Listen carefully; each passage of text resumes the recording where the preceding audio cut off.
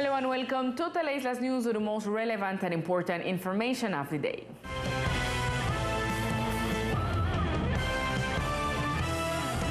The third dose vaccines have been made available for people over 18 years of age. This was stated by the Secretary of Health, Julian Davis Robinson. From the Ministry of Health, the announcement was made that on the island, the application of the booster dose to people 18 years and older will begin. For the Health Secretary, this is excellent news, taking into account the increase in positive cases of COVID.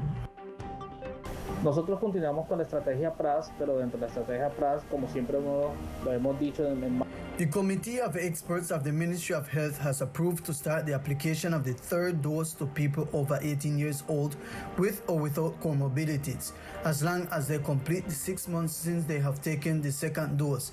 In the rest of the country, it is being done by the different stages of prioritization that were being contemplated, but on the island, we had a unification of stages.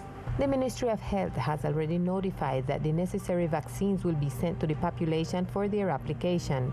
On the other hand, the Health Secretary was emphatic that the COVID samples are still being applied in the islands. The PRAS tests continue to be implemented, only that their dynamics have been changed, and now the close contacts of COVID-19 positive persons are tracked. El Comité de Expertos del Ministerio de Salud en cuanto a vacunación ha aprobado. We continue with the PRAS strategy, but within this strategy, as we have always said, we have to look at the epidemiological moment in which it is.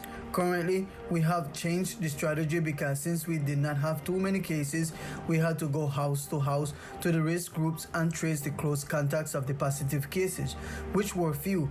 There were 3, 5, 10 positive cases, but now we have more.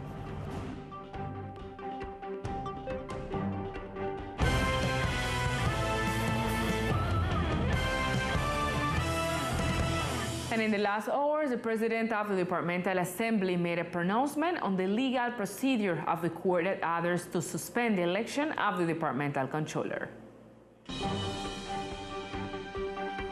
After it was announced that the election of the Departmental Controller was suspended by the Second Civil Court of San Andres in response to a tutelage action filed by Ereona Williams de Reed, the President of the Departmental Assembly, Escorcio Christopher Pumier, spoke about the causes that motivated the tutelage action. Persona dice que estaba en la lista. Because the person says that she was on the qualifying list, and after the look at the resolution of the process that will be clarified, the process is now suspended so that the judge can take a good look at what happened according to the person's claim, because the person is looking for equal opportunities. On the other hand, the President of the Duma referred to how long the suspension of the election could last. Esto es un proceso que puede tardar unos 10 días hábiles. This process that can take about 10 working days according to the regulations, but if the response is reliable and the whole process is transparent, as we have been working, therefore, the judge may lift it or may leave it until December. Christopher also pointed out that since the beginning of the process, the Departmental Assembly has acted with transparency. Desde el primer momento que empezamos, hemos tenido acompañamiento. From the very first moment we started, we have had the support of the Attorney General's office, we have had the support of the Ombudsman's office, and of the people who have to do with the overseers. It is worth remembering that the Duma has a term of 2 days to provide documents and evidence in advance that they have in their possession. In the same way, they will be allowed to request the evidence that they intend to assert.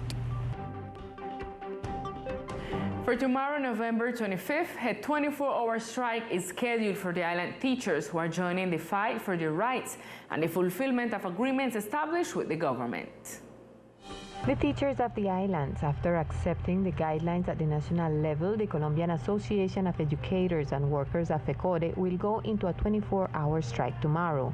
According to Hernando Jose Tovar, president of ASISAP on the island, the main problem is that in the framework of the protest that took place last year, after the working tables with the national government, it has been seen that many of these points were not left at the tables, but were presented as bills before the Congress of the Republic to be approved growth and that the national government is not complying with the agreements reached at the negotiating tables. En cuanto a FECODE, hay más de 8,000. As far as FECODE is concerned, there are more than 800 teachers who are waiting for an evaluation and some courses to move up in the teaching hierarchy that in one way or another the government has delayed this situation. In the meantime, the teachers are waiting to be promoted in order to improve their economic conditions. On the other hand, the lack of funding for health, basic sanitation and drinking water, which is fundamental for the neediest population. This means that in one way or another, a new situation must be reconsidered through the reform of the political constitution, which merits the strengthening of the resources of the general system in order to attend to these situations. The causes of the strike also include the death of unionists, violence against women, and at the departmental level, the payment of retroactive pay that is being poorly liquidated. This demonstrates the government's lack of interest in reform or transformations in terms of labor and the payment of the working class. Due to the pandemic, the strike in the department will take place in educational institutions where delegates and teachers will meet to reflect on the points sent and propose possible solutions to the problems that afflict them. A mobility control campaign was deployed in the department in order to raise awareness among the population about dangers of speeding when driving. Officers of the Transit and Transportation Department carried out a prevention and mobility control campaign for residents and tourists in the Sayre Bay sector with the purpose of avoiding accidents in the main roads of the department. The National Police through the Traffic and Transport Department of San Andres continues with prevention activities in terms of road accidents, carrying out various campaigns that are conducted daily in order to raise awareness to citizens residents here in San Andres Island, so that by these activities they can become aware to prevent road accidents, since most of the causes of hypothesis of road accidents are allegedly reckless driving and non-compliance with traffic regulations. The National Police indicated that it will continue to carry out these controls to mobility in different sectors of the department and invited the community not to exceed speed limits, not to drive under the influence of intoxicating beverages, and to carry the current documentation of the vehicles. It is expected that for the Christmas season, the controls will be strengthened throughout the archipelago. After yesterday's considerable increase in the number of COVID-19 cases in the island, today count registered a slight decrease. However, the number of active cases exceed 200. Yesterday, Tuesday, November 23rd, the department registered one of the most considerable increases of COVID cases so far in recent months.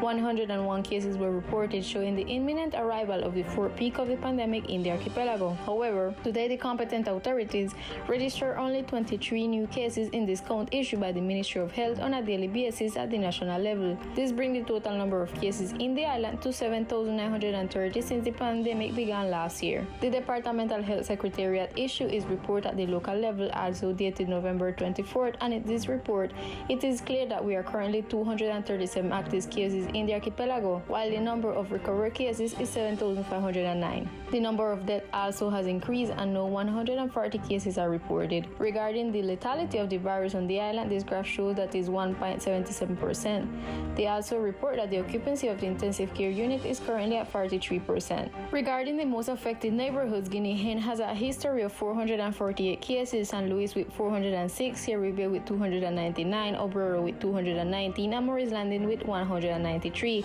It is important to mention that these figures correspond to cases presented since the beginning of the COVID-19 pandemic. According to the health authorities, the Delta variant is the predominant in our island, which is why its lethality and its power to spread has generated a new peak on contagions. This number of active cases had not been since the beginning of the mass vaccination progress. In view of this, the increase, the departmental government has also issued different decrees to mitigate the spread of the disease.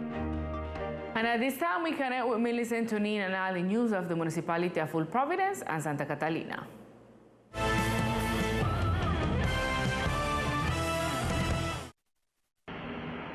Hello, Lisa, and good evening to all our viewers. This is the most relevant information from Old Providence and Catalina.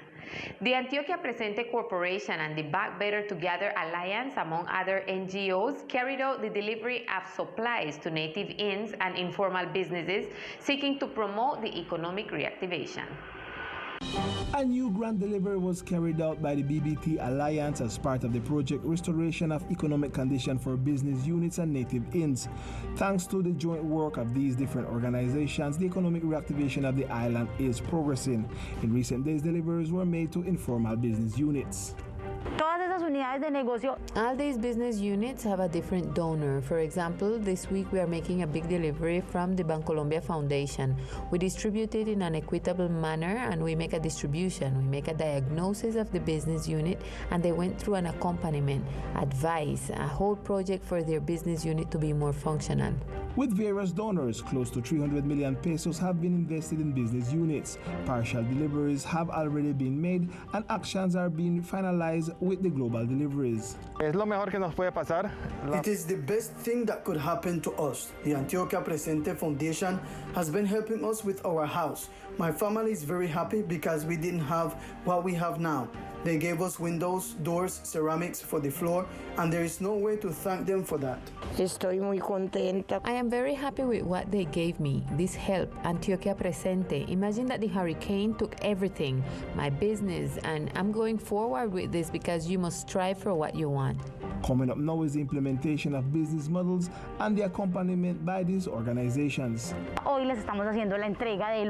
Today we are delivering to them what they requested and what is in the business plan. We can say that which were the elements they needed. Some ovens, computers, chairs, umbrellas, all the kitchenware, tableware, kitchen utensils, because most of them are food businesses, but we work in everything related to tourism. The project has 5 lines of work. With the global deliveries, they are finalizing the process, which benefits business units and inns. And in other news, the Ayudarnos Hace Bien Library and Recreation Center are almost ready for their inauguration and delivery to the community.